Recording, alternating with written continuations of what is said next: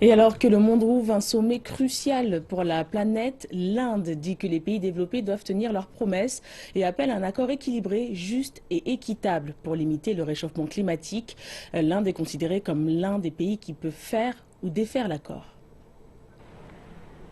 Alors que près de 150 dirigeants du monde, dont le Premier ministre indien Narendra Modi, sont rassemblés à Paris pour trouver un accord limitant les émissions de carbone, la priorité de l'Inde demeure la sortie de sa population de la pauvreté. Le ministre indien de l'Environnement, Prakash Javadekar, dit que le pays observe la conférence d'un œil positif et espère que le monde en développement ne sera pas oublié quand les grandes décisions seront prises. Nous allons avec une position progressiste et proactive parce que nous ne nous opposerons pas, mais nous allons proposer des choses pour assurer une croissance équilibrée et un environnement équilibré. Le but du sommet de Paris est de trouver un accord sur la limitation du réchauffement climatique à 2 degrés Celsius en faisant baisser les émissions dues à l'utilisation de carburants fossiles. Mais l'Inde maintient que le monde développé continue d'absorber les 2/3 du charbon utilisé dans le monde et qu'il doit maintenant laisser la place aux pays en développement. Pendant ce temps, la hausse des températures fait fondre les glaciers de l'Himalaya et rend arides les terres fertiles, le tout dans un climat souvent de plus en plus extrême.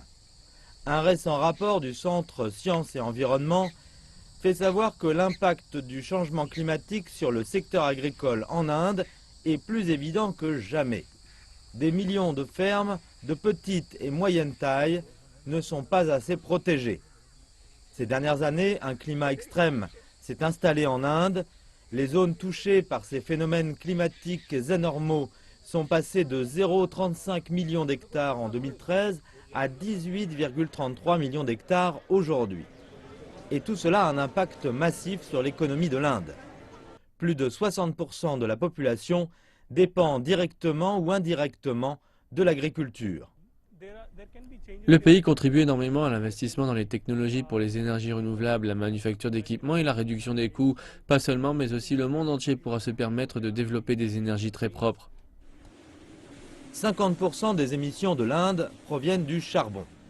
Mais malgré cela, l'Inde va tripler sa production d'ici 2030 pour fournir de l'électricité à 300 millions de personnes qui vivent actuellement sans. En contrepartie, l'Inde a pour objectif de produire 100 gigawatts d'énergie solaire d'ici 2022, soit 25 fois sa production annuelle. Mais le charbon demeurera la principale source d'énergie dans le pays. Un tiers des pauvres du monde vivent en Inde. Et le pays a des besoins massifs en énergie pour faire tourner l'industrie et donner des emplois. Mais le changement climatique est devenu si urgent que la question doit trouver une réponse maintenant. Trouver le bon équilibre pourrait se révéler crucial.